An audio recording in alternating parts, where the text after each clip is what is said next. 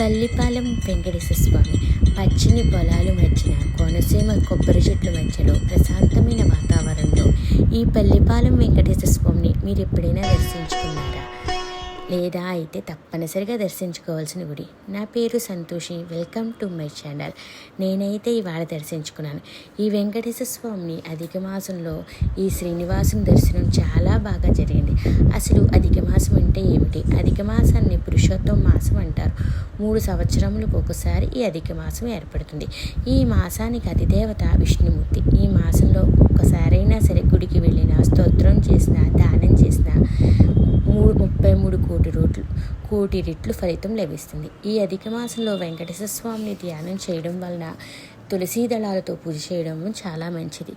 ఈ విధంగా ఈ నెల రోజుల పాటు జపించవలసిన ఈ నెలలో విష్ణుమూర్తిని తులసీ దళాలతో పూజిస్తే చాలా మంచిది. ఈ నెలలో చాలామంది 33 దీపాలు, 33 వస్తువులు దానాలు చేస్తారు. కలియుగంలో స్తోత్ర పారాయణకు చాలా ప్రాముఖ్యత ఉంది.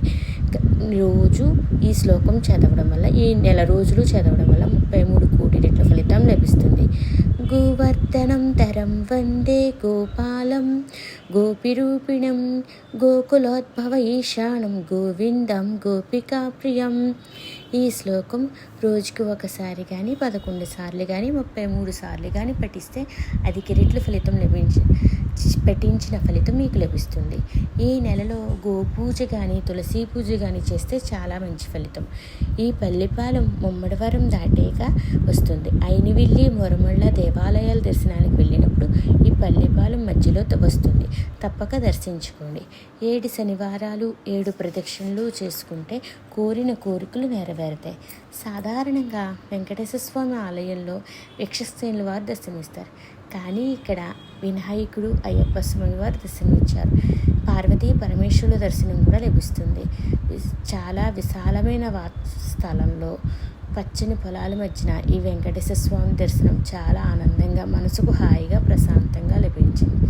వెంకటేశ్వర స్వామి, పద్మావతి అమ్మవారి దర్శనం, ఆ తర్వాత ఆంజనేయ స్వామి, సాయిబాబా వారు దర్శనమిచ్చారు. విశాలమైన ప్రదేశంలో, ప్రశాంతమైన వాతావరణంలో, పచ్చని కొబ్బరి చెట్ల నడుమ ఈ దేవాలయం చాలా ప్రశాంతంగా ఉంది.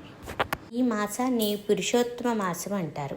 ఈ మాసంలో తులసి చెట్టుకు పూజ, గోమాతకు పూజ చేసుకుంటే చాలా మంచిది. గోప్రదక్షిణ చేసి గోవికి తోటకూర కానీ, బెల్లం కానీ పెడితే చాలా మంచిది. అరటిపళ్ళు పెడితే కూడా చాలా మంచిది. గోప్రదక్షిణ చాలా మంచిది.